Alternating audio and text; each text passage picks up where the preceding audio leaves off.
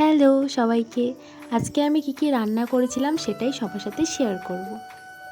আলু সেদ্ধ করার জন্য জল দিয়ে বসিয়ে দিলাম, আর একটাতে ভাত বসিয়ে দিলাম, আর অল্প জলে অল্প সয়াবিনকে ভিজিয়ে রাখলাম। তারপর কড়াইতে তেল দিয়ে সয়াবিনটাকে ভেজে নিলাম। তারপর সেই কড়াইতে অল্প পাঁচফোড়ন আর তেজপাতা দিয়ে আলুটা ভাজতে শুরু করলাম।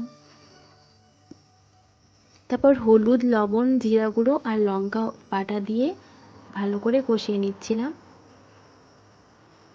এখানে আলুটা প্রায় কষানো আমার হয়ে গেছে, তাই আমি সয়াবিনটাও এখানে দিয়ে দিলাম আর ঝোল দিয়ে দিলাম। তরকারিটা ফুটে উঠেছে, এই তো আমার তরকারি রেডি। আর এদিকে ভাতটাও আমার হয়ে গেছে।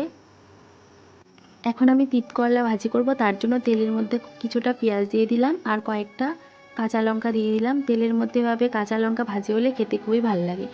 তারপর তিত করলাটা দিয়ে হলুদ আর লবণ দিয়ে ভালো করে ঘেটে নিচ্ছিলাম।